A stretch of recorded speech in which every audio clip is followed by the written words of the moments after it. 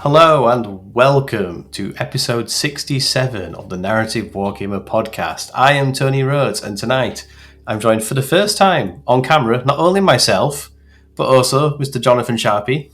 Good evening, everybody. And as always, not on camera, Dan.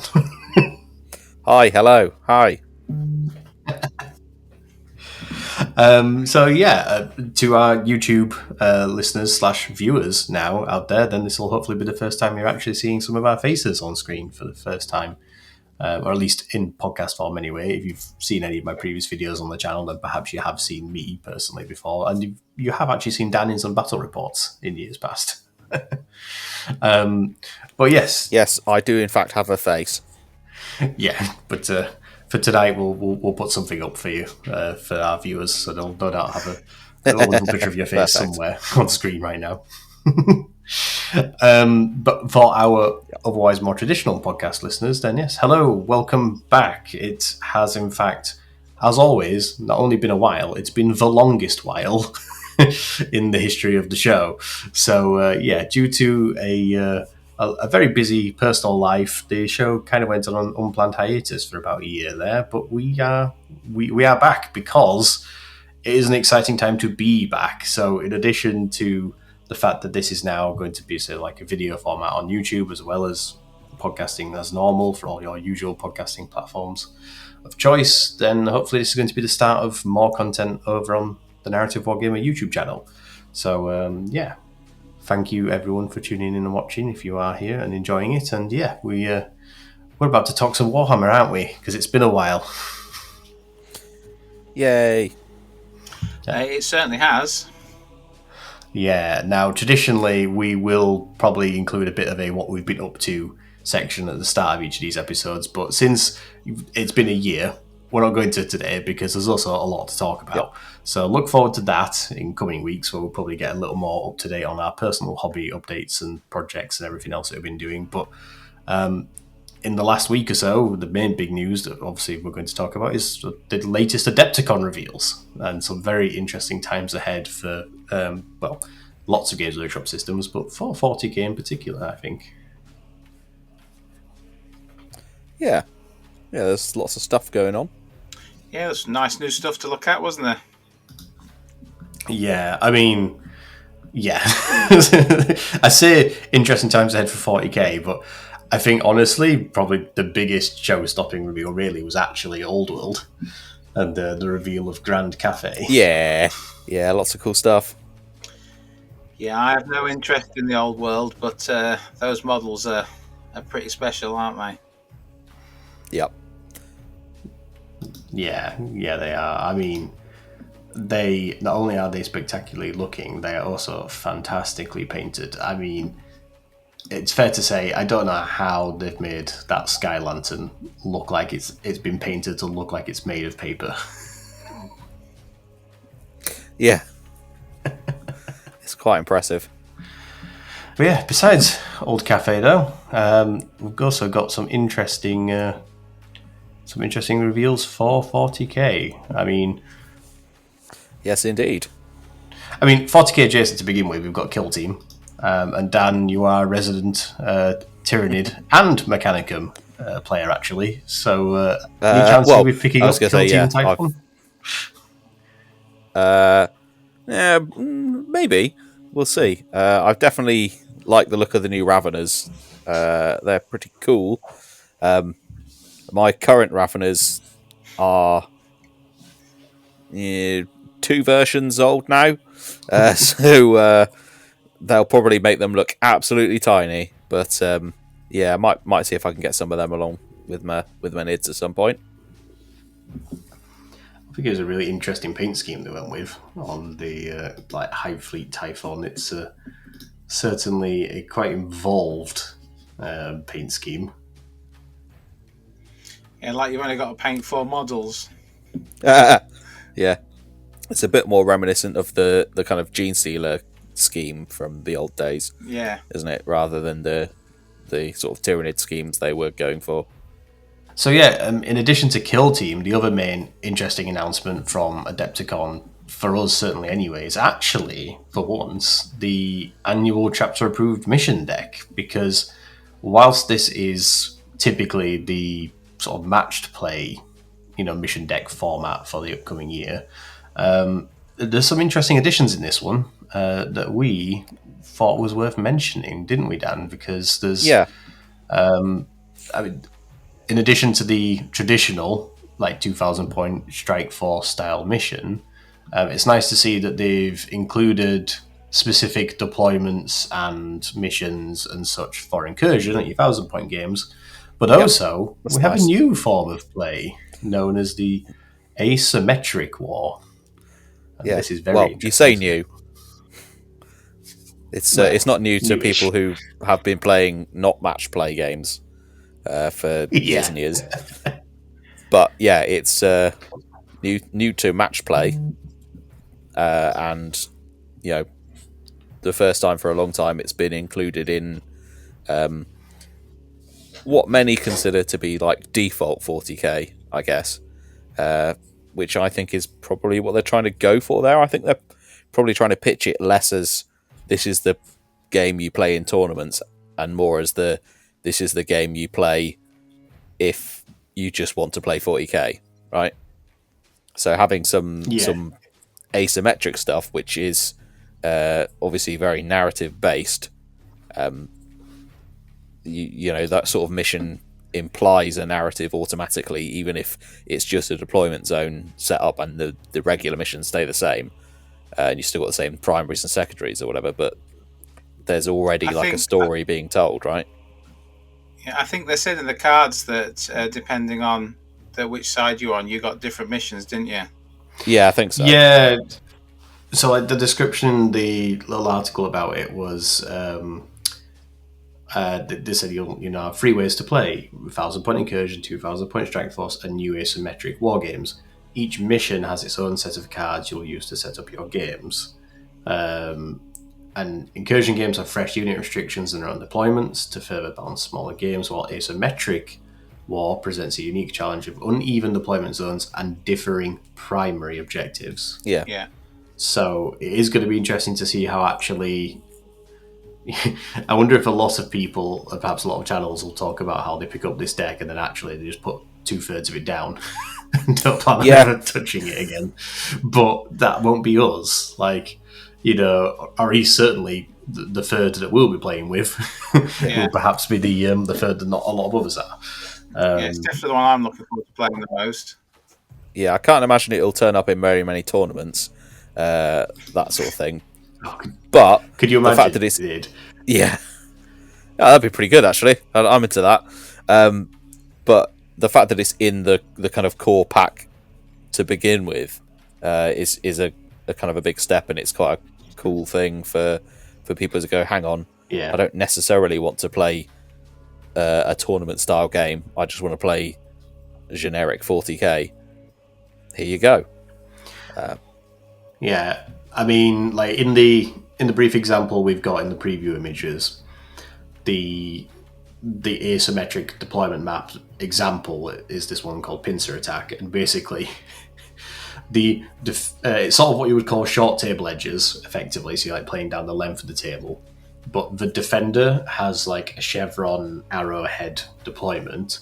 Although, funnily enough, they can't actually deploy in the sort of rear center of their table edge. They're literally having to deploy in a V formation space, and then the attacker has 2 corners, as it were, on the opposite end of the table. So their force is split in 2, hence presumably the pincer attack, deployment.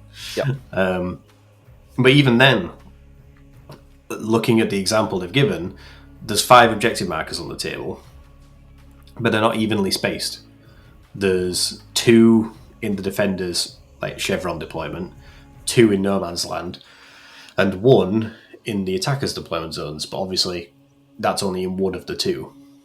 So it's on one side of the field, which is interesting, especially, when it's going to come down to determining who controls hold 2 or more or equivalents, because the Yeah. defender starts with 2 objectives, whereas the attacker only starts with 1, and that is a very unexpected thing from what has traditionally been a matched play mission deck.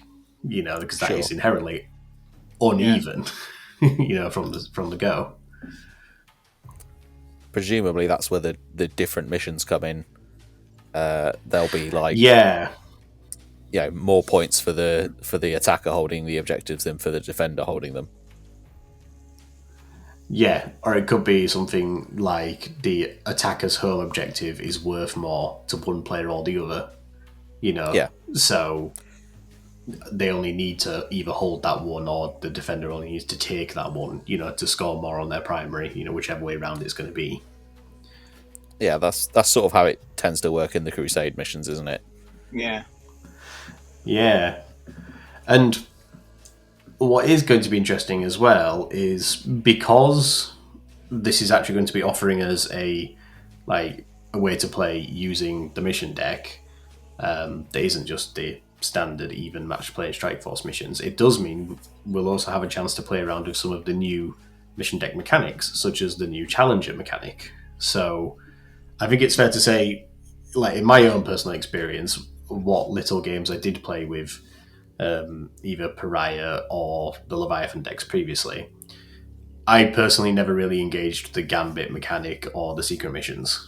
Now, no, I know from what I've heard, I always forgot them. Yeah. Too busy playing the game. I always forgot that they existed. I know that the Gambit system, it seemed like it basically had no real play for anyone. It was so unlikely to come off and so unlikely to even be considered. Whereas the secret mission stuff, I know, has seen a bit more play when people consider it in the list building stage, how they're potentially going to approach certain secret missions. So I know that's had more of an uptake than Gambits did. But the new Challenger system, I think, actually looks really interesting. Basically, the system is, if at the start of any battle round one player is trailing on victory points by 6 or more victory points, it sounds like there's going to be a sort of a deck of cards, that you'll randomly draw. The Challenger card, probably in the same way you would draw a primary or a secondary. But that Challenger card gives you the option of either a unique stratagem that you can use for 0 CP that battle round, or an additional unique secondary to try and score, say, 3 more victory points to close the gap a bit more. Yeah.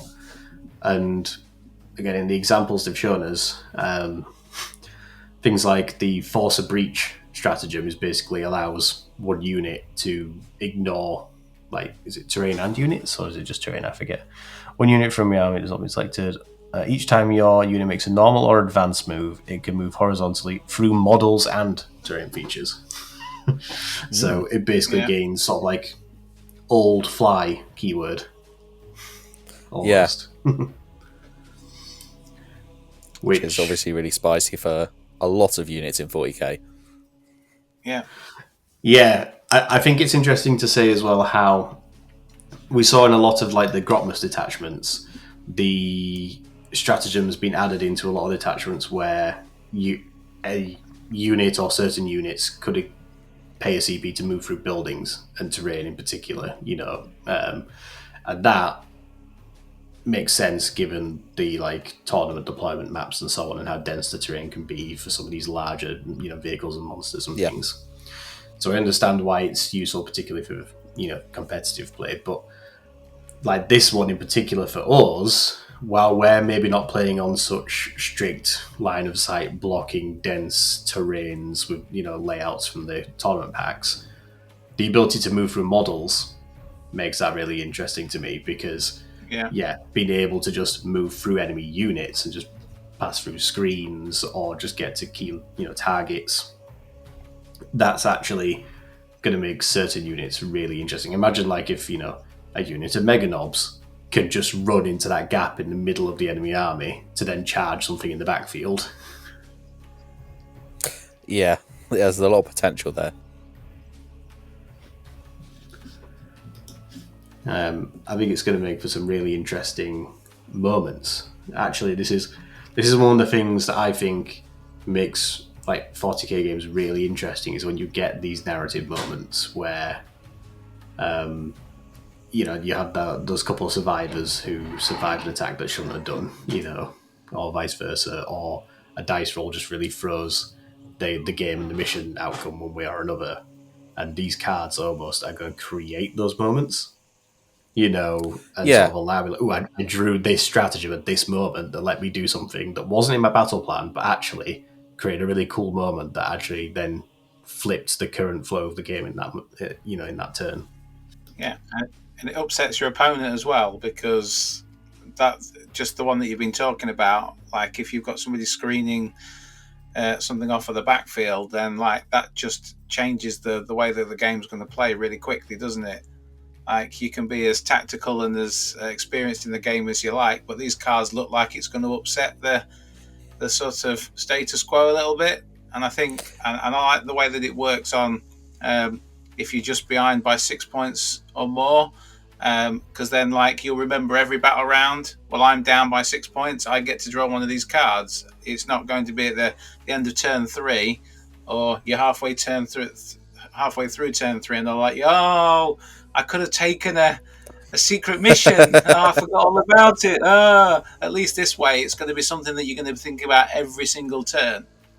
Well, you say that. Yeah, that's a good point. You say that, but I still get to the point where I start playing a game of 40k and then go halfway through turn 1. Oh yeah, secondary missions. I have to draw some cards. Yeah, I have to draw some cards. Yeah. Oh, got to the end of the battle round. I forgot to score my primary. All right, let's just do that now. Yeah. I had this and this and this. Yeah. I wouldn't put too much stock in us particularly remembering that. But at least they're kind of giving us the best chance to try and remember it. Yeah. It's one of the reasons why I do really like missions where it's all end of game scoring. Because it does simplify that. Yeah. But yeah, that is actually a really good point. That it's not just this battle round free sort of do or don't moment. It is every battle round. It could be right up until the last battle round. It could actually be really interesting how, like in that turn 5 battle round, where the player going second gets that sort of advantage of the fact that they get to score at the end of their turn rather than the start. But that might actually be really thrown off by the fact that if the player going first was trailing by 6 points and then they pull up a really interesting stratagem that's going to let them suddenly completely change the position or control of the objectives before going into that second player's 5th turn, that could really hinge it in the last turn. Yeah, it'd be interesting to see how it all shakes out when it. Yeah, I think the fact that we, as a self-confessed narrative group, find this fascinating, and really interesting to us, that actually, they've been doing these mission packs for about 3-4 years now, as it were, and for the first time in a long time, I'm excited to pick one up and actually have a copy of it myself, to be able to play the game arguably in the way that I want to play it, not just the way that it is dictated by what Games Workshop is putting out there. It feels like a really good middle ground between the predefined like A through Z, mission setups, compared to Crusade, on the other end of the scale. This actually feels like a nice midpoint that I'm interested to see and play around with. Sure. Yeah. I mean, I'm looking forward to playing them. I would like to say it would be nice if that deck of cards actually lasted for more than 6 months. Well, I mean, in theory, this one perhaps might be a 12-month cycle. It's sort of... I think Pariah has been a 12-month cycle. Yeah. But then it again, was. You might have only had it if for you 2 could weeks. It was if you could get it. Yeah. I played 3 games with my Prime Nexus deck of cards. I mean, it has to be said that the tabletop battle on SAP has obviously been doing a lot of heavy lifting for people, I feel. Yeah. And I know I've been using it like locally in my sort of new gaming clubs that I've been attending and sort of playing pickup games with people when they have wanted to play Pariah. Which, on a personal note, has been really interesting for me since I've now moved to Scotland. I've been finding new player groups and local clubs and so on local to me, which means I've been meeting some new players. Funnily enough, the person I've met and played the most, and so far is a possible future guest on the show, is another Dan. Believe it or not, I just keep finding more Dans. They just seem to be a great quality of Warhammer player. It seems just really top blokes. Yep, can confirm. We all need a Dan in our lives. yeah, we do. But what I've been doing is when I've been arranging a pickup game with someone as like first time playing them personally, I always sort of lay it out there a little bit of like, oh well, I'm normally a bit more of a narrative player, and I'm not always overly into playing the preset comp missions. But if you want to play, Leviathan, Pariah, Nexus Dex games, I'm perfectly fine with that. I have a lot of fun with them anyway. But if you want, I've got some options for, like playing some narrative missions. And I've had about a 50-50 pickup so far, with people when I've sort of said to them, some would prefer sticking to the mission deck in order to just say, have that familiarity of, they know what they're going to get into and they've played it before. Or again, they're like, well, they want to practice their lists, for the local RTTs and GTs and so on. Now they make sense and have fun playing those. But it's also really nice when there are some people, they were just like, oh, that's interesting. Like actually playing something that isn't going to be the Pariah Nexus deck. Like, oh yeah, I'll do that. I'll send me the mission and they'll see it and they'll be really excited about, oh, this looks really fun and interesting. But I think it's a testament to the fact that the mission decks have been really good in terms of just being able to meet up and play games, with people you've not met before and have a pretty good shared experience. Which is why I think it's really interesting that actually having this built in now, I won't even need to necessarily propose my own narrative missions or things obviously from like Crusade publications. I could just be like, well, that mission deck you've got, do you fancy playing one of the asymmetric missions? You don't even have to do anything to it. It's right there in your own hands. You can have a look at it, tonight before we play next week if you want, that sort of thing. Yeah, it feels like a good thing for everyone. Yeah, it feels like a win-win. I think it's one of these funny things how having this additional option appearing in not only obviously an official Games Workshop product, but in a relatively community mainstream accepted one, I think is going to make it really accessible for a lot of people in a way that it hasn't been before. This is very much accepted as the standardized way to play. The sort of like the one that has the official GW stamp of approval on it.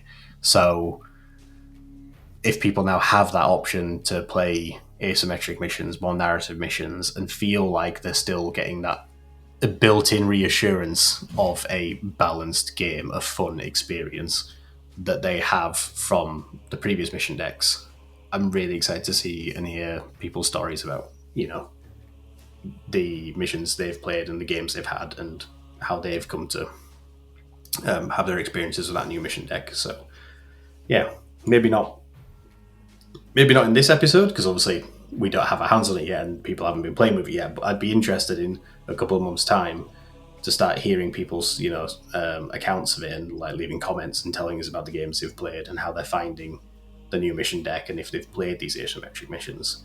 So yeah, definitely do that in the future. Those of you watching and listening out there, we'd love to hear about your asymmetric games in the future.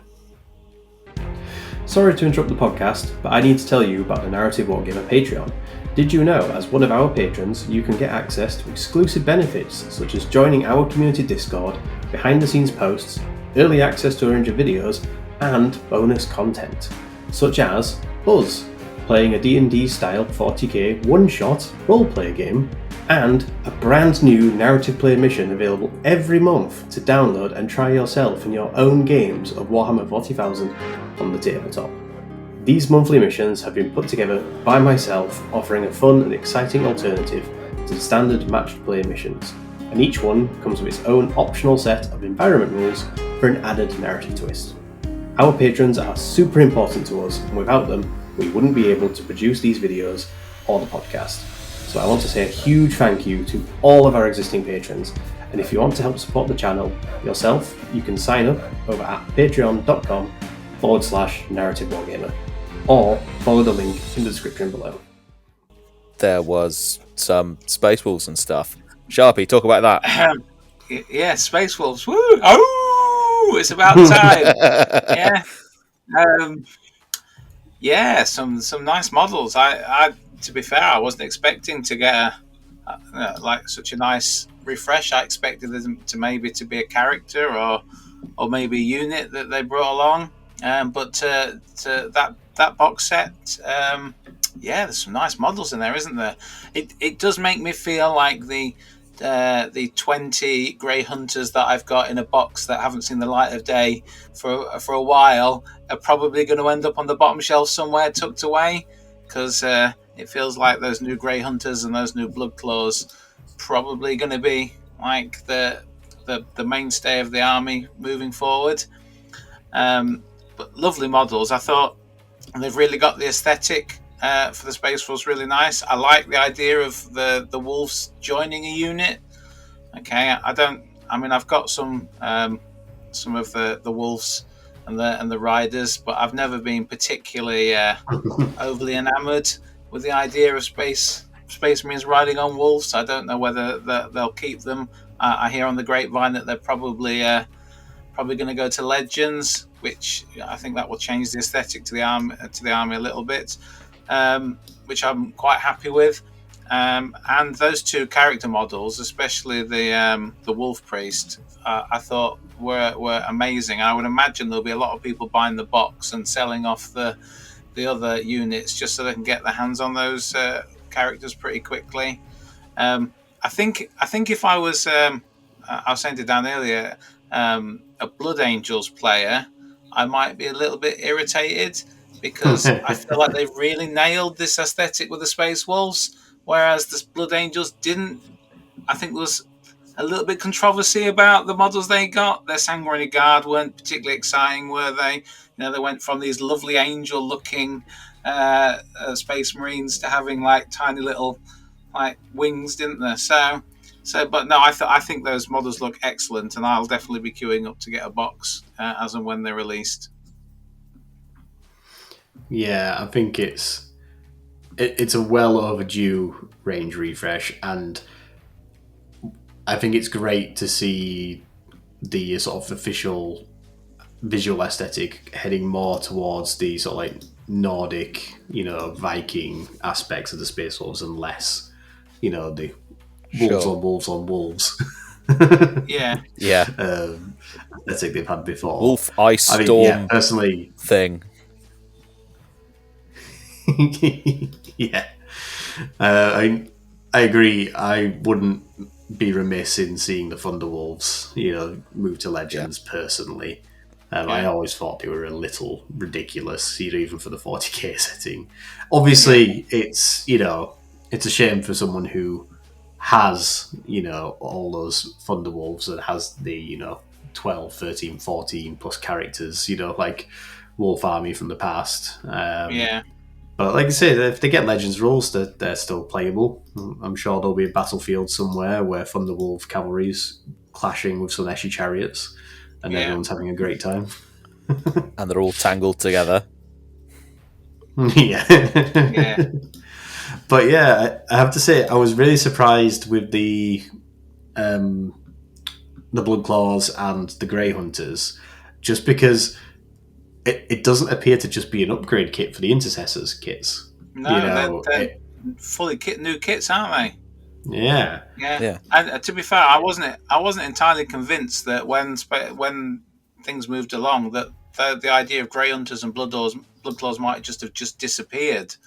with them being an old range, and they're maybe coming out with something new Primaris. But I was pleased to see that they are going to stay as Grey Hunters and Blood Claws moving forward. Yeah. I feel like that was the one thing, or two things rather, that was probably forcing their hand into a full range refresh, because taking essentially Blood Claws, Grey Hunters, and to a lesser extent Sky Claws and Wolf Scouts, like taking those things away from Space Wolves and having them just be Intercessor Squad variants, would have taken away a lot of the unique character in how the army plays. Yeah. Visually, if you showed a Intercessor-based Space Wolf army to someone who's new to the hobby now and showed them a 2010s Space Wolf Firstborn army, looking at them aesthetically, they probably wouldn't notice much difference, really. But gameplay-wise and how the army actually plays on the table, it would have been completely different. Yeah. It would have been like, you said, taking Deathwing and Ravenwing away from Dark Angels. It had been taking Crusader squads away from Black Templars. Yeah. You know, it's sort of like a fundamental format of how they play as an army if you're actually trying to play them as Space Wolves. So it is great to see. And narratively, they're a Space Marine army that likes to stick two fingers up to the Imperium, and if you lose the uniqueness of their units, and it just looks like the same sort of things you get in an Ultramarines army, but just with a different color scheme, then you're losing that flavour. Like I say, I wasn't entirely certain that that's how they would go down the line with it, so I'm really pleased that they've got a range refresh for those two key units.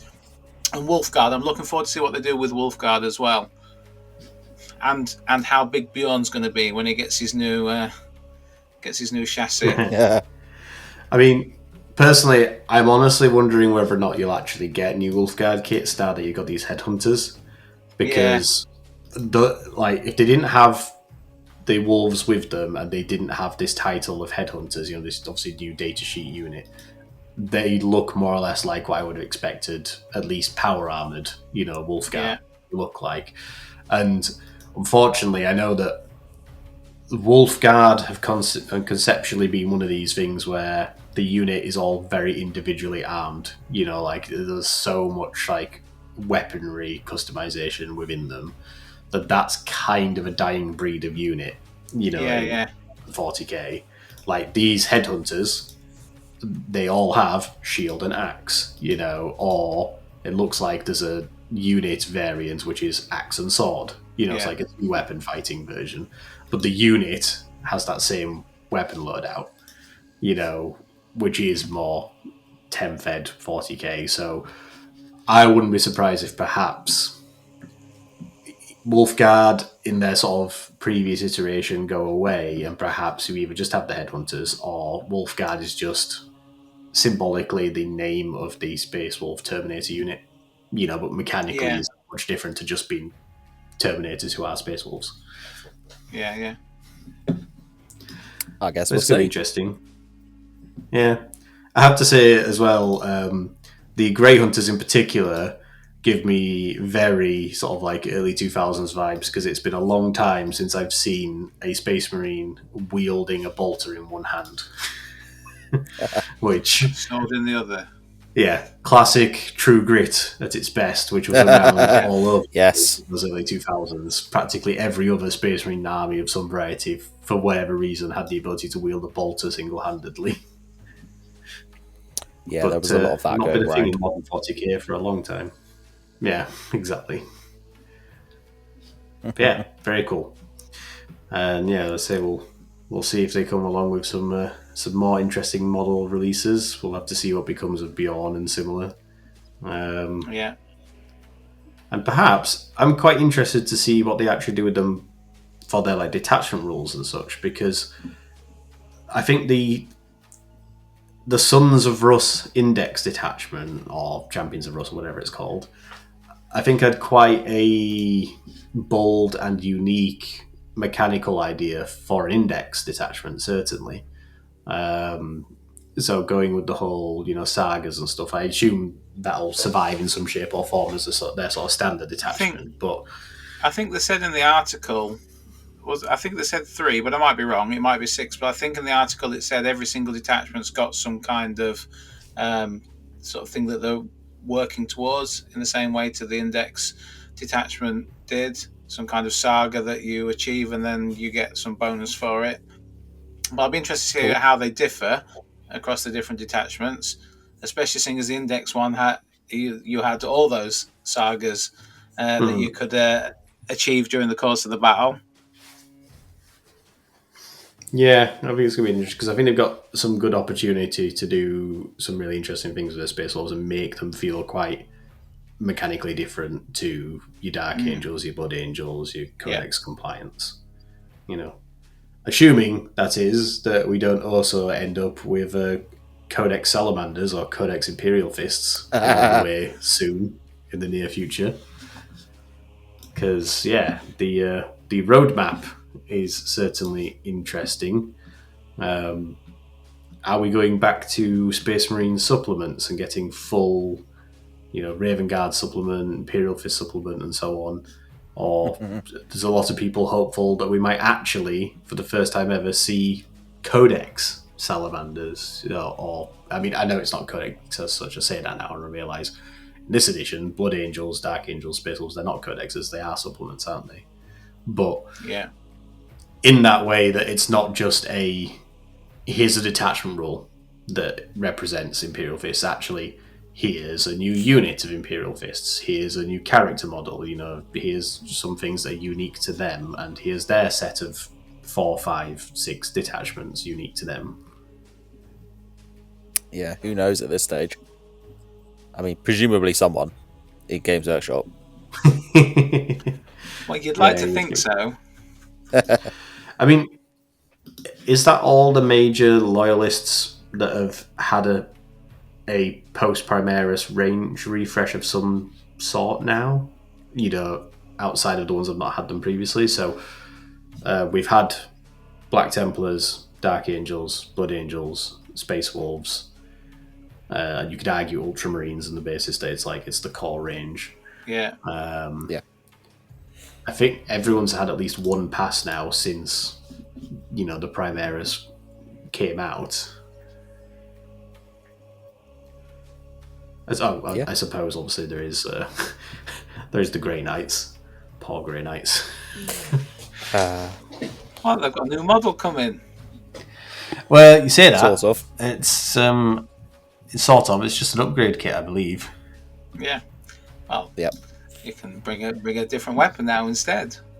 A different weapon that will definitely break off. Yeah. Yeah.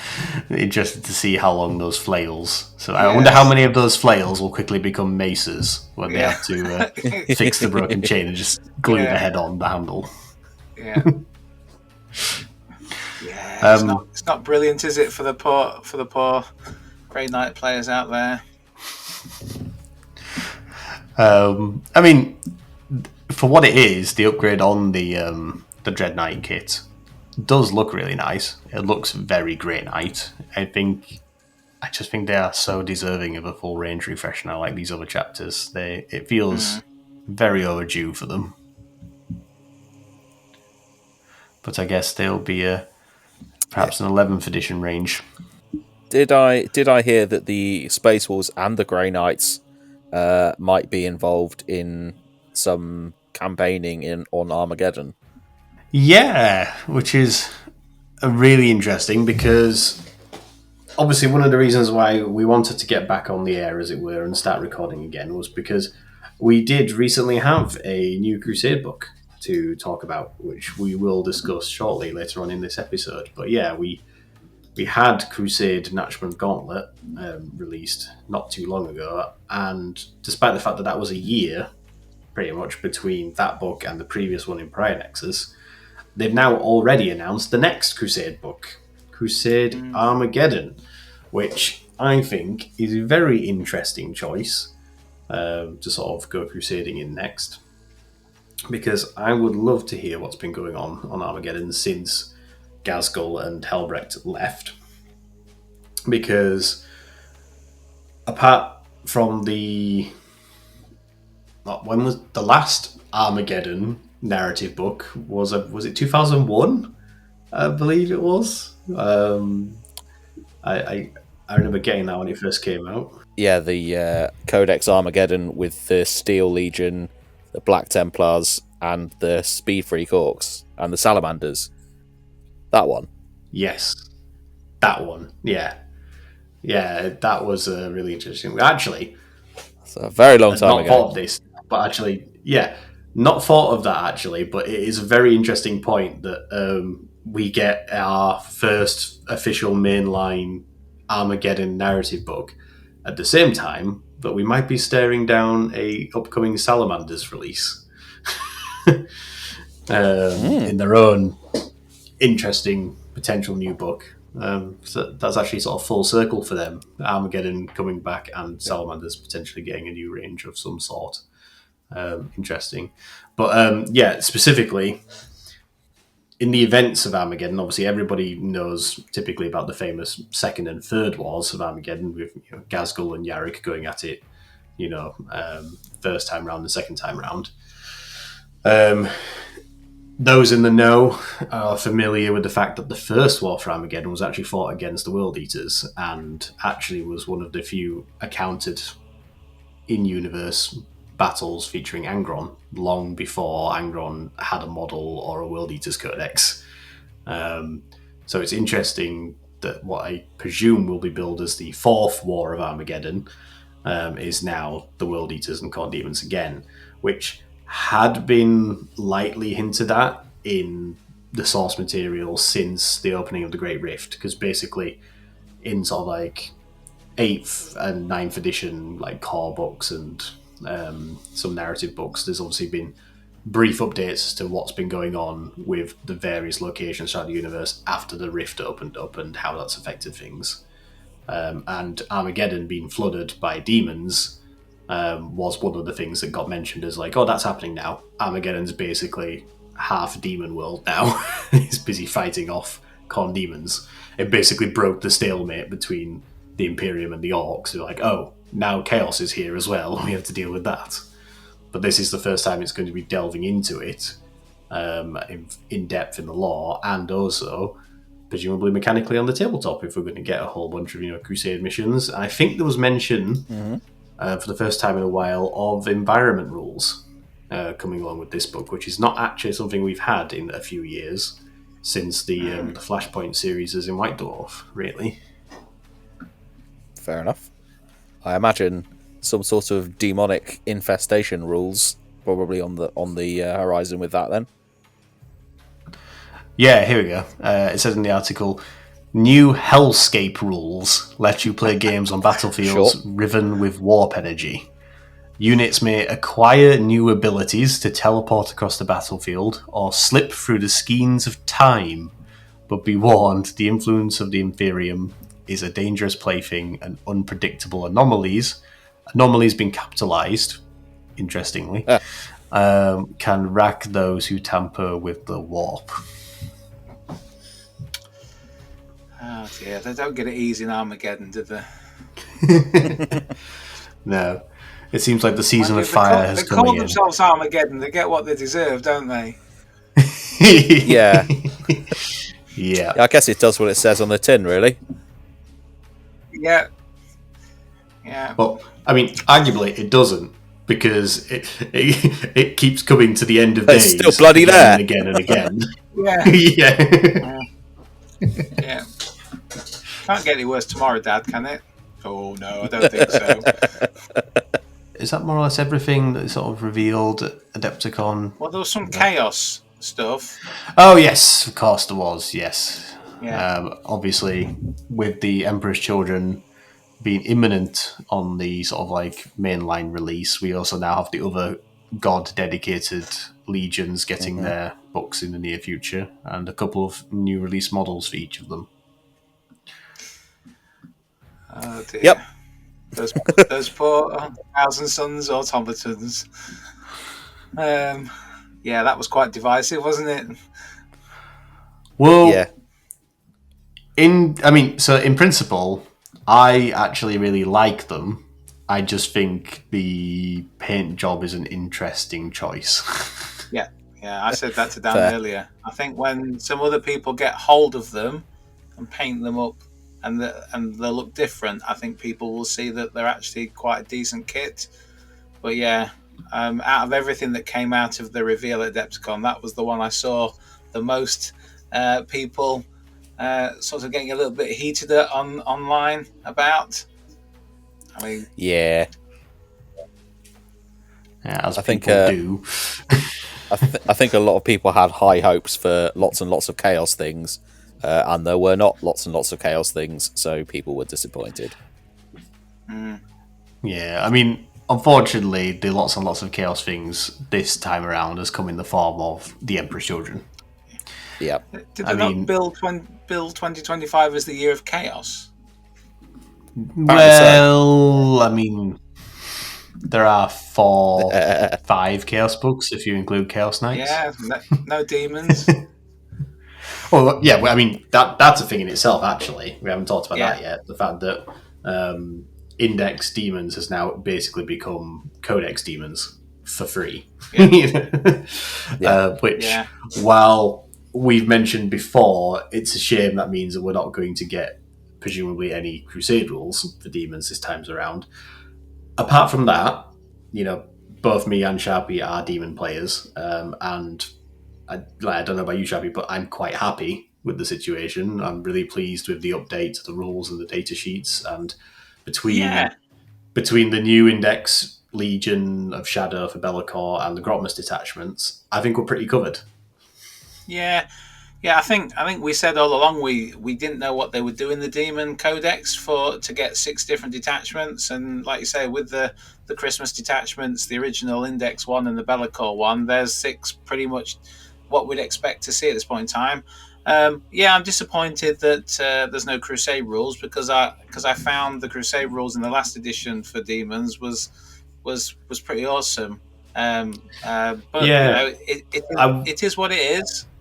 I was thinking about this. I'd need to go back and check specifically, but honestly, I don't think there'd be anything stopping you using the 9-fed Crusade rules for the Chaos Demons in 10-fed. The only thing is you might need to change some of the verbiage on like bits of the enhancements and relics and stuff, because obviously things like sustained hits and lethal hits and so on didn't exist in 9-fed. But the principle was the great game, and winning these points that then give you your various demons a basically like enhancements. Like it was like the heralds and the greater demons got exalted gifts and locais and stuff like that, and those were mechanically not tied to anything with the data sheets or like the detachment rule and such at the time.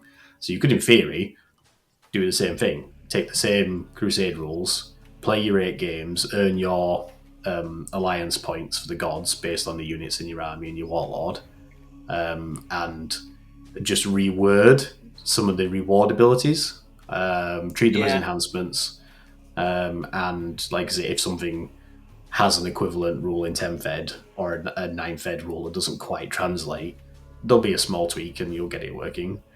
So that is an option, I would say. I don't think it'd be too much of a stretch to do. Yeah.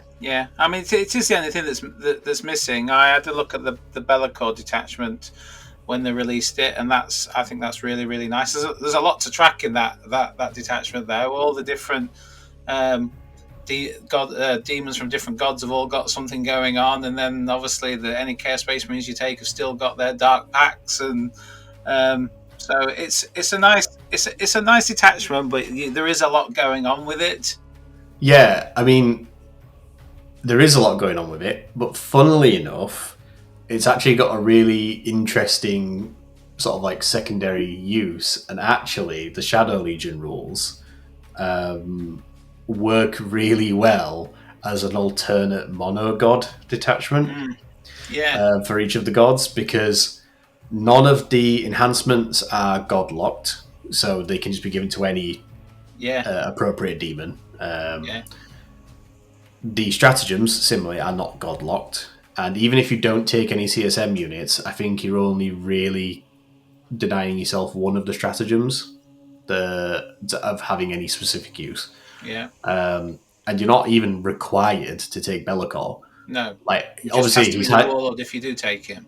Yeah, and he's highly encouraged because, like, in that detachment, he gets dark packs. Yeah. Which he doesn't get in any other detachment, you know, so there is definitely an encouragement to include him, but because each of the different gods just get a static bonus for their demons, like, Khorne demons all get advance and charge. Well, technically, they get advance and do anything. So the few things that have shooting can actually advance, shoot, and charge if they want.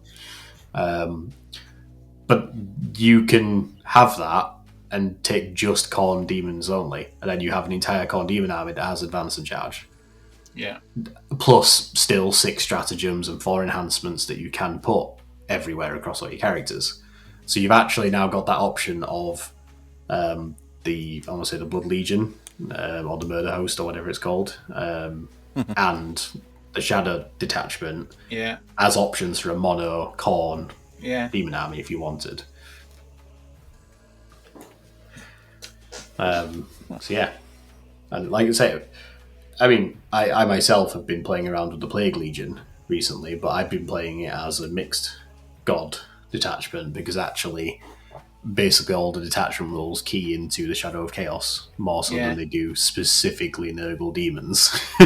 So I've been having an interesting amount of success with playing a Battle Shock heavy demon list based on the Plague Legion. But yeah, that's I'm sure I'll have more to discuss on that in future episodes once I've played a few more games of it. Welcome back, Karanak, is what I'm saying. Oh yeah, welcome back, Karanak. No idea why he disappeared off in the warp briefly like that, but especially just when Fleshhounds actually became really interesting. Yeah, absolutely. He just disappeared to the warp, and he's taken a long time to have been allowed back into the material world again. Yes. Somebody plainly forgot, didn't they? Come on. It does feel like it. We'll just roll with it. Sneaking back in. It seems like a really odd thing to forget because obviously going to the effort of removing his data card from the indexes and adding it to Legends section is obviously not something you do by accident or forgetting. Yeah. Like it's been a decision that's been made and actioned. All I can imagine is that for whatever reason, that when the decision was being made, they've forgotten that Karanax had a more recent plastic model. Yeah. And they must have thought... They're probably just thinking, oh, Karanak, he's an old Finecast model, isn't he? Right, let's move him to Legends. And then they've forgotten, actually, oh no, he isn't. He's been made in a new plastic kit in the last 5 years or whatever. There's no reason for him to go to Legends. Yeah. But sure. Yeah.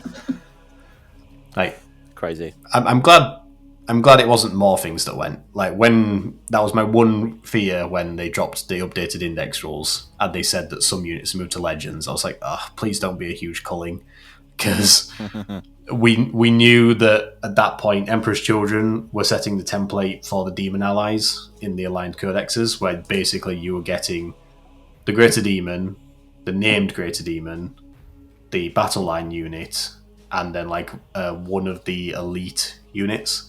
Yeah, and that was it.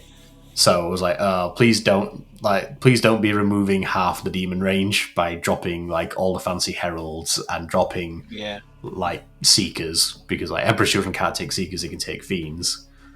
I think it's interesting how Fleshhounds have just got really interesting and got a really useful ability that would sit really well in World Eaters, except for the fact that we know, because they've already mentioned it in the previews, that World Eaters are going to have access to Blood Crushers as a unit, which says to me they won't have access to Fleshhounds.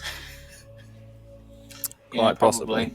I think with that is us mostly caught up on the latest news and reveals, at least for sort of World of 40k and its adjacent systems, which means we can actually get back to talking about the previous releases. Hey. Namely, specifically, Crusade Nachmund Gauntlet. Okay. Because, yeah, this came out the other month, and we've not had a chance to talk about it yet. We've been busy, and we've only just now managed to get ourselves back on camera and recording again, so we're going to. So, again, for anyone who's new to the channel or to the podcast and hasn't sort of heard us review one of these Crusade books before, definitely do go back and listen to some of those ones, especially when we'll get into like the more in-depth nuances of the way the campaign systems work and so on. It might be a few years old now, but things like the Charadon Warzone books, they sort of initially covered this latest version of the campaign systems, and they covered them quite well. And there's not much changed in the core fundamentals from then till now. So we'll go over some of the new interesting stuff, but you can certainly go back and listen to some of those previous Crusade episodes to get the in-depth explanation of it all. Well, yeah, this time around we are continuing with the events post-Vigilus over in the Nachmund Gauntlet. So this is basically like part 3 of it's like part 3 of an ongoing larger narrative that's been running since about 2017, where we had the original Vigilus books, which was all about the events of the Siege of Vigilus and the Baden's forces showing up,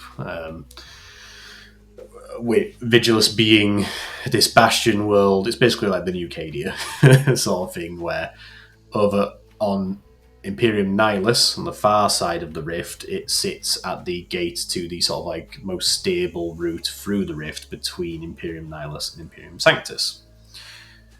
And in the Vigilus books, we had all the narrative and events and missions and very cool things that basically inspired this entire podcast,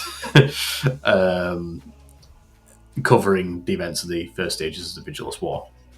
Then, it'll have been maybe about 2 years ago now. We had the I forget what it was called now. Rift War, that was it. It was the Rift War Crusade book, which basically talked about all the events going on in the Rift, this sort of like narrow passage of real space through the Rift, which accumulated in Harken Warclaimer leading this basically 14th Black Crusade of Chaos Fleet forces down through the Rift, having now bypassed Vigilus, and it was all doom and gloom because the Imperium on the far side of the Rift knew he was coming, and they were trying to prepare their defences at Sangua Terra, which is the next most fortified Imperial world on the near side of the Rift, on Imperium Sanctus side. And even Rabutier Guilliman himself was involved in getting the defences ready and prepared for this oncoming tide of chaos that was about to come through the Rift. And then we didn't hear anything about it for the next sort of 2 years, as Games Workshop has then shifted around other settings, gone through the whole Acts of Omen series. We've been back to the Prior Nexus.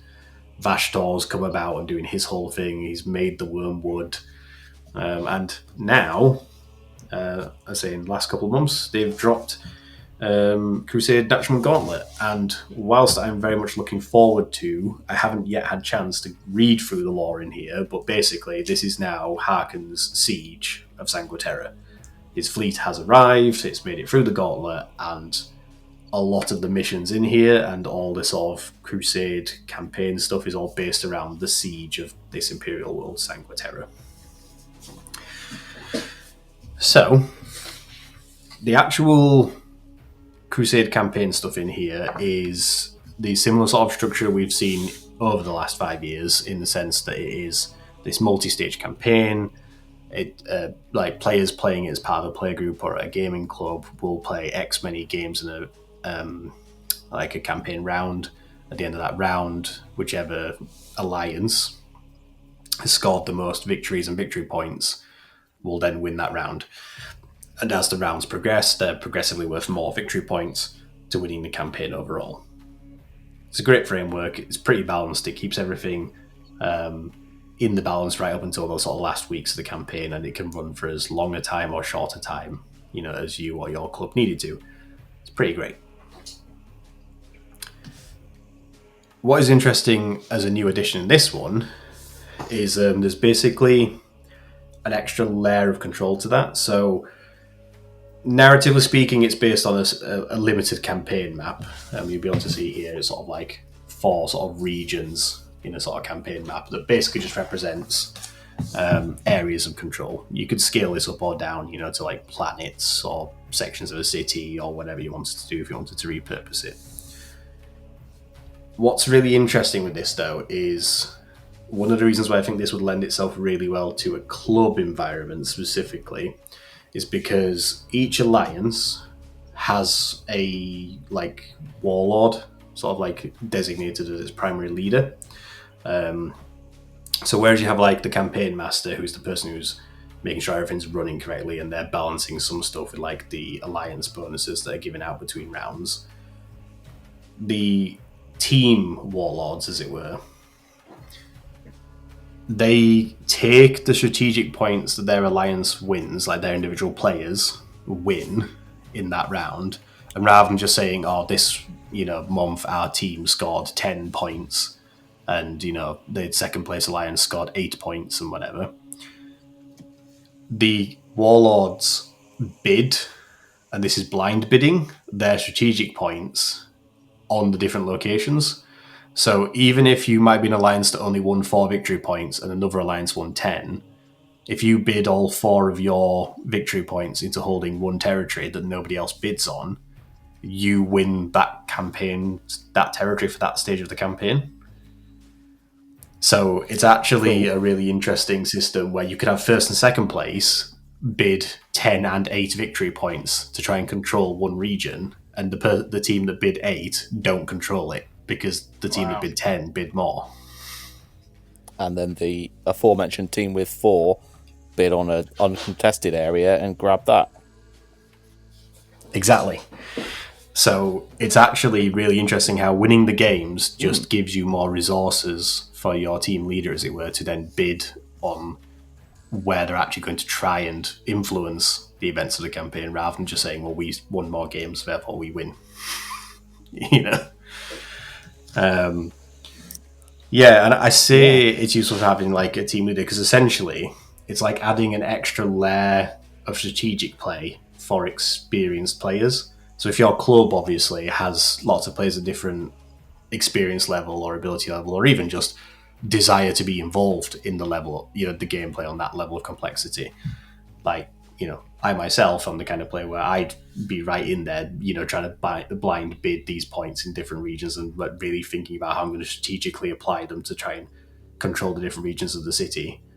Whereas someone else who turns up, once every couple of months can play their one game, have fun, contribute some points, and sort of like then go home and, that was their day, and they had a great time with it. They don't need to worry about where they're planning to spend these points that they've won in a system that they've barely had time to sit down and read, but they know they're being a part of it. I like that. I see the opportunity for a cheeky bit of propaganda. If you're at the club playing your games, you can be all saying, our group's going to bid loads of points in area A, and then actually it's area B. See if you can get the opponent's teams to believe you that you're actually going to bid into the area that they're interested in, so they invest everything there. That's a bit of social engineering. I like it. Yeah, bit of bluff and double bluff. Well, I mean, you say bluff and double bluff. It is in fact triple bluff, because there is another layer to this.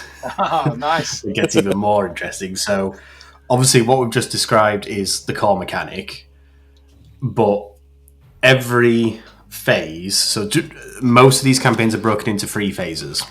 Yeah. And for each of these phases, there's a specific set of strategic goals, which are basically sort of like they're sort of like a secondary way of influencing what the outcome of those strategic points is going to be in a given region. So it's like stage 1, everyone plays their games based on their wins-losses. They earn an amount of strategic points.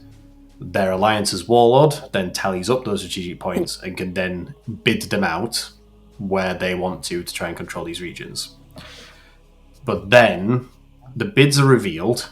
So obviously this will be a thing you would do at like your club night or in your, Discord server or wherever, where the GM or campaign master will sort of like then collect everyone's bids and announce them all. But then the following step is then the strategic goals are then revealed. So again, these will have been picked in secret at the start of the phase by the Alliance Warlord, and they will have told the campaign master which ones their alliances are doing. And at this stage, the campaign master would then reveal each alliance's choices of what their strategic goal was. Then, depending on whether their alliance achieved them or not, then adds and minuses points from each of the bids in the different regions. Okay. Does that make sense? So then you end up with an actual final score. So it's kind of like stage one is everyone plays their games, you get the resources, you assign them out where you want them to be, then they're revealed and manipulated, and then you've had the final scores settle for that phase. Yeah. So there's like 3 layers of strategic planning here, which, as I say, for people who are real veterans of the game and are really invested in their narrative campaign, like those warlords are almost playing a microcosm of strategic warfare amongst themselves, while the players in their alliance are doing the boots on the ground fighting, as it were, in their game to games each week and each month at the club. Yeah, pretty cool. Yeah, that's a really interesting mechanic, isn't it? Yeah, it's just little things like, as an example, one of the strategic goals in Phase 1 is just called counter strategies. And the requirement is that your alliance has gained more strategic points than one or more other alliances. So long as your alliance didn't come last in the total amount earned, you succeed in achieving your strategic goal. The result of which is this reward is claimed after all other alliances have claimed their rewards for strategic goals. Your alliance gains +1 control level in each strategic site that one or more opposing alliances have increased their control level. So that's kind of like what you're saying is you're planning that your alliance is just not going to come last in the total victory points earned this round. So long as they don't come last, then any regions that you didn't increase your control over, you will still increase it by 1, even though the other warlords have increased it by more. So you're reducing the lead that they've got on you. Yeah. And like I say, there's sort of 3 levels of in-depthness to this, and this is real, counterplay stuff for these team warlords. But it's something that not every single player involved in the Crusade campaign has to think about. So you can sort of invest when you get started where you want to be and how involved you want to be in it. Yeah, cool. Which is really interesting. Then, on top of that, this book comes with its own set of battle traits for various units, as of all the previous Crusade books. So again, if you're new to this system, battle traits are just these specific campaign upgrades that you can have for units when playing Crusade. They're unique to this campaign. Some interesting options. Same with Crusade relics. I'm not going to go massively in depth to them, but there's some interesting ones, such as Tony. Yeah, go on. Tony. Go on, Dan. Bone Watch. I did check for this. I don't believe any of these technically qualify as magical bones. Oh, no. I mean, so there is one that is simply entitled a fate-forged weapon. So unless it's been forged from a bone... I mean, probably not, but could be. Yeah, so for context for anyone who's a new listener, Traditionally, in the Crusade books, there quite frequently is some sort of relic that is a bone or a tooth or a horn or something like that that's psychically enhanced or magical or demonic or something like that.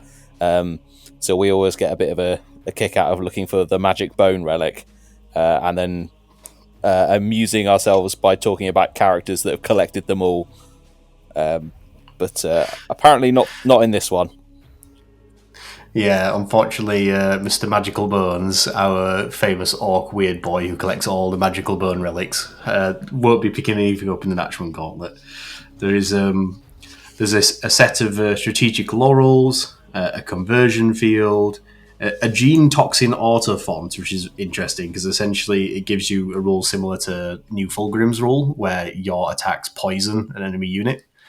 And then in following battle rounds, you just roll a dice at the start of every battle round to see if they take more mortal wounds. An auto medicae, Hammer of the Heavens, which is basically designating an orbital strike. It's the old sort of like chapter master, I'm going to bomb that part of the battlefield from orbit. Nice. There's a 12-inch deep strike denial relic, the Maelstrom Clarion. Interestingly, there is actually a displacer field in here, which it makes a unit once it gets shot, you can remove it from the battlefield and re-deep strike it, even if it was a unit that didn't have deep strike. Oh, that is nice. Yeah, because the displacer field is displacing them. They get shot, but then they disappear and reappear somewhere nearby, so they re-deep strike. Which is fun when you can, that's just an enhancement that any character could take, and therefore any unit they could lead potentially just be like, you shot us, we're going back into strategic reserves, and now we're going to deep strike. Bye. Yeah. Cool. There's a glooming mantle, which gives the character gains lone op and stealth, but if they're leading a unit, that unit gains stealth and 18-inch lone op ability. Yeah, okay. And then there's one called Lyrith's Mirror, and it is said that this shard of crystal is the last remnant of the great Harakelean seeing glass. Rescued by the seer Lyrith, it has changed hands many times but retained its power to show glimpses of impending peril. At the end of your opponent's movement phase, you can select one enemy unit that was set up on the battlefield within 12 inches of the bearer during this phase, and the bearer's unit can either shoot, but when resolving those attacks, the bearer's unit can only target that enemy unit, and only if it's an eligible target. But that is not Overwatch. That is just a normal round of shooting at them in your opponent's movement phase. Or Spicy. Declare a charge against that unit. Note that even if this charge is successful, the bearer's unit does not receive any charge bonus. And again, that's in their movement phase that you're actually getting to declare a charge on them. Wow. Yeah, that's nice. Yeah, there's some fun stuff, and then the Fate Forged weapon is a once per battle. The bearer can unleash the power stored in the weapon. When they do so, until the end of the turn, that weapon gains dev wounds, and its strength and attacks characteristics are increased by a number equal to the current battle round. Okay. Wow. So the longer you hold on to it, the more powerful it is. Yeah, there's some fun relics in here, which, as I say, the relics are often one of the really interesting things that you get to play around with in Crusade. Yeah. They don't tend to. The rules writers don't tend to keep them as balanced as they would in the normal codex. No. They get to have a little bit of fun, don't they? Yeah. It's usually all the really weird stuff that they weren't allowed to put in the regular rules, isn't it? Yeah, that's good. That's good, Dave. But shall we put it into the Crusade rules?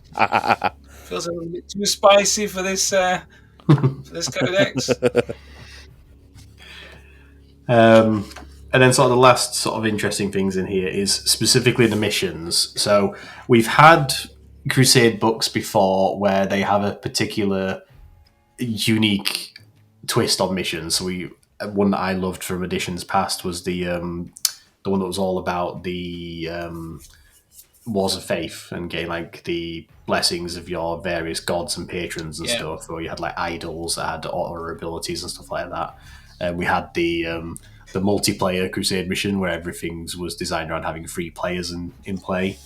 Well, Nachmund Gauntlet actually has a very interesting and unique twist on its missions. So there's two. There's one that's basically a slightly alternate version of Deep Strike, which is basically a bit like classic 4th and 5th ed style Deep Strike. So for anyone who remembers the days of scattering and Deep Strike mishap tables, it's basically a return to that, where if you're playing in these Crusade missions, or if you're just playing any of the missions from this book and you would like to include this, you can include surgical Deep Strike rules. Now, similarly to other stuff in the past, I feel like you could just lift this out and sort of include it in any sort of 40k mission environment if you and your opponent agreed and were familiar with it. And basically, it's once per battle round, any time a player has units enter via Deep Strike, they can pick one of those units to perform a surgical Deep Strike, which just means that they can appear anywhere on the table that's more than 3 inches away from enemy units rather than 9, and there are no action restrictions. So you can shoot, you can charge, you can do everything you can normally do when you land within as long as you're over 3 inches from any enemy units. The challenge with it is that you have to take a Deep Strike test, which involves rolling 2d6 and subtracting 1 from the result for each enemy model that is within 9 inches of your unit. And after you've rolled the dice, if after that reduction, bearing in mind that a single squad of intercessors can reduce that by 5, if there's just 5 of them within 9 inches of you, you have to roll a 4+ to have no ill effects. So it's debatable whether or not you'll achieve that. And then it sort of scales, because if you rolled a 3+, your unit has to take a battle shock. If you rolled a 2 or less, your unit is battle shocked. And if you ended up getting a total result of 1 or less after the reductions, you'd then have to roll on the Deep Strike mishap table. And this could include things such as suffering mortal wounds, or becoming battle shocked, or having to go back up into Deep Strike, or having to arrive, but actually you have to place them somewhere else on the table and they have to be over 12 inches away from enemy units, or the enemy units can make a reactive move to you because they knew you were coming in, so they get to do basically like a blood surge, like you roll a d6 and they can move wherever they want with it. There is nothing straight up that's like, your unit is destroyed. But so not quite like the old days. But there are... Yeah. So, for example, on either end of the Deep Strike table, the best result is your unit suffers D3 mortal wounds and is battle shocked. The worst result is your unit suffers D6 mortal wounds, is battle shocked, and until the end of the turn is not eligible to shoot or declare a charge. Yeah, it's not great. That's pretty disastrous, because you're just landing in enemy territory, injured and unable to do anything. Yeah. And a sort of sliding scale, between that. So what I'm gathering from this is no one is surgically deep striking next to 20 orc boys. Yes. Yeah. You're finding one character. Yeah. I mean, next to a tank, though, that's legit. Yeah. And then... Dragons. Yeah. And within the finer points of these Crusade rules, there are also some battle traits and a couple of the Crusade relics which help units perform surgical deep strikes better. If you are really sort of playing into that as a mechanic that you and your play group are engaging with. But like I said, you could lift that surgical deep strike rule from this campaign book and just include it anywhere in any 40k scenario. It's literally a 1 page in here that you could literally take a screenshot of and be like, that's the rules, that's how it works, and those are the tables, that you roll on, all in 1 page. But funnily enough, the part that I actually think is the most interesting is the unique army composition rules that are encouraged to be used when playing with these Crusade missions. Because so when you're playing with these missions, they have a unique form of tactical reserves, which basically again, it goes into more details, the specifics of what you can do for each different size of game that you play and so on. But the general rule of thumb is, if you're playing a 2,000 point game, you would actually write a 2,500 point army list, and you bring that with you to the game, and you split it into 4 forces. One which is your primary contingent, so that's 1,000 points in a 2,000 point game, so basically 50% of your army. And that initial 50% is the only stuff you deploy on the table. The other, in this instance, 1,500 points of army, has to be split as evenly as possible into 3 separate reserve forces. So you have 3 specific combinations of units that make up, reserve force A, B, and C sort of thing. And in battle round 2 of the game, you pick one of those 3 forces, and it comes on from strategic reserve. It has to be those, like, one unit only. You can't mix and match things from the different forces. It's specifically that group. And then in battle round 3, you pick a second one of the remaining 2 to be what arrives in battle round 3.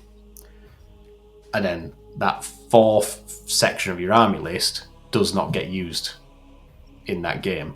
So you're actually bringing tactical options that you can pick what units you're going to include based on what you actually need at the time in the game. So it's a really interesting mechanic to be like, this is my core 1,000 points, but actually I'm going to have 500 more points join on turn 2 and 500 more points join on turn 3. So by the end of turn 3, I've got a 2,000 point army, has been on the table. But what it is exactly could change from game to game, depending on which units I feel I need most against that opponent in that situation. Yeah, that's pretty cool. I like it. It's different. My initial thoughts, though, is that putting 2,000 points of Tyranids and Orcs in a big box is already a bit of a challenge. So 2,500, okay. Just bring Custodies. It's only 3 models. Yeah.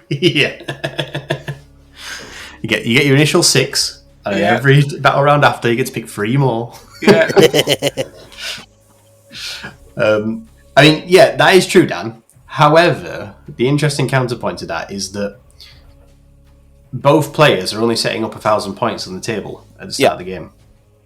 So you're not having to deploy 2,000 points of Orcs or Tyranids on the table in the first turn. Obviously, yes, you might hold some things typically in reserve or deep strike anyway, but both players are only actually playing a 1,000 point game initially. So you actually will probably make deployment and getting started and getting through those early turns a bit quicker. And potentially be a little less lethal in the opening rounds. And actually the game's going to be more tactically drawn out, especially if you perhaps then started including those mechanics in the new mission formats, where then you've also got these challenger cards coming in and, actually in turn 3, I'm going to have this reserve force show up and they've got access to this stratagem because I'm behind by 6 points, and actually suddenly that completely changes the scenario we're looking at, and offers some real tactical decisions to be made by both players, which could be quite interesting. Yeah. That's a good point. And speaking of missions, as always, this book is an excellent source of missions to just play for fun, whether you're playing Crusade missions or not. It does include 6 missions that you would call more traditional, balanced match play style missions, where it's pretty sort of even deployment zones, sort of typical primary, secondary scoring. Obviously, in this case, secondaries being agendas, which the unique agendas in here, if you complete them, award more strategic points for your Alliance Warlords to have more points to be gambling with. adding another layer of tactical intrigue. But in addition to those sort of like standard even match play missions, there's also like 6 more missions that are more asymmetrical, where quite often it's the defender starts with more objectives either in their deployment zone or near to it, and the attacker starts with less, because these are more representatives of the narrative of Harkon's invading forces actually sieging a defender, on this world. I mean, again, I love showing off deployment. I love a good deployment map. Anything that looks useful. Look at that. Ooh. Look at that for a deployment map. Semicircles. Like, the defender has 3 table edges all the way around, and the attacker has this beachhead to sort of break out from. Wild. Yeah, there's some really interesting stuff in here. I'll probably do, maybe a bit more of a breakdown of this in the near future, but, as always, I love a good mission, and this is a good source of them. So yeah, somewhat in brief, that is more or less the content of Crusade Nachmund Gauntlet, because we had to talk about it before Crusade Armageddon gets here. Those books always seem like real high quality publications that just don't reach enough people in the hobby. You see a lot of people, they get announced and there's a kind of an indifference to them, but they always seem like something that just could extend the hobby by a massive amount. Yeah, I mean, I think in particular the tactical reserves mechanic in these missions, I actually think would make a really fascinating match play event day, or tournament event, where actually people have to submit a 2,500 point list that in the list specifies what units are in each reserve wave. And even if you just took that mechanic and applied it to your Pariah Nexus deck missions, you'd be like, right, everybody shows up, everybody deploys 1,000 points, and everybody makes their tactical choices on their reserves in turns 2 and turn 3. It doesn't really change the scoring system, it doesn't change the rounds, how people would play at the event, but it certainly changes the way the event would play from game to game and the way people would approach it. Yeah, probably make the rounds a lot quicker as well if you're only using 1,000 points in turn 1 rather than moving a whole 2,000 point army. Those first couple of turns can be a bit brutal, can't they? When you've only got a couple of hours to play a game. Yeah, exactly. I imagine you probably have the game spread more evenly between the 5 turns rather than all the time spent on turn 1 and 2 and then the rest of the game being rushed through. Yeah, I think it'd be interesting to see if that resulted in less talk it out scenarios, because I understand talking it out works well to obviously sort of get a definitive result when perhaps either the rounds sort of like run out of time, or sometimes it's the case that it gets to a point where the units on the table can sort of more clearly dictate what's going to happen. The X player doesn't have enough resources in X location, but other player does, so it can be a given that they're going to have this many primaries every turn and so on. Whereas, like, if you're not having the full elements of your army show up till turn 3, then turn 4 and turn 5, you're probably not going to be able to just confidently talk it out, because there are still going to be resources in play. But hopefully you haven't ended in a position where you're talking out because you've run out of time. Because, like you say, those initial game turns will be quicker because there's less things on the table initially. Yeah. So yeah. Cool. I think there's some really interesting concepts in here, and if that's what we're looking at in Nachmund Gauntlet, I'm really interested to see what we get out of Crusade Armageddon. Specifically these Hellscape rules. I'm really interested to see what they're going to be all about. Yeah, exciting stuff. Yeah. Yeah, it's looking good. Cool. Well, I think that is probably going to be everything for our inaugural return to the show. And hopefully this will be something that we can get back to doing again regularly, and perhaps, as I say, in future episodes we'll have more of a personal update on our own hobbies and projects and such, when there's perhaps a bit less news or less reveals to be going through. But yeah, so watch this space for certainly more interesting videos coming out here on the YouTube channel. So as always, if you have enjoyed listening, please do give the video a like, subscribe on YouTube, give it a like, whatever podcasting platform you're listening to. Leave us comments, leave us your thoughts on, any of the, new Adepticon reveals. If you've got a copy of Crusade Nachmund yourself, or if you're possibly now interested in picking it up, having, heard us talk about it, I'd love to hear your thoughts. And yeah, chances are, if I've done my job correctly, then hopefully at some point in this video already, there's perhaps been a little ad that I've dropped in about the Patreon, because it's getting interesting now. Now that I've got a bit more time to dedicate to this sort of thing, I've been able to start putting together some more like monthly content and releases and bonuses for patrons that do support the show. So, first of all, I have a big thank you to say to the patrons that have been supporting us for these years past, and it's been really helpful to get where we are today. But also now I can actually start giving back a bit more. So if you are interested in going and joining the Patreon, there'll be a link in the description below, but you can just find us on Patreon at /Narrative Wargamer. And yeah, various bonuses for the different tiers that we have now. There's going to be new Discord server channels. So the whole Discord server is going to get sort of revamped a bit and hopefully be a more active environment. That's where I'm going to start trying to be my sort of main place that I start posting stuff and talking about stuff and sharing stuff with the patrons before other locations and other avenues, things like Instagram and so on. Occasionally, some of these YouTube videos will be going up early access on the Patreon. There is now going to be a monthly mission that I actually publish as well. So there's going to be a monthly narrative mission for 40k games. If you do want to have something as another option to play, you don't have to, go out there and get the new mission deck if you don't want. And there are other places like these Crusade books, and also now the Narrative Wargamer Patreon, where you'll be able to get a brand new monthly mission, narrative play mission, including optional environment rules. So yeah, that'll be in fact, the latest one will have gone up today on day of recording, because actually this is the first of the month. And also other bonus behind the scenes videos and so on.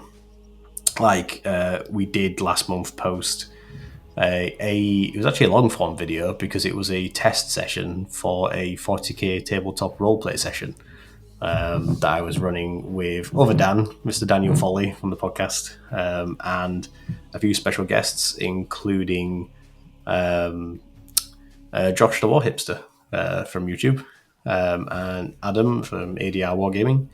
And yeah, it was a fun time had by all, and hopefully there's a plan to bring a more long form 40k tabletop RPG series to YouTube here on YouTube /Narrative Wargamer.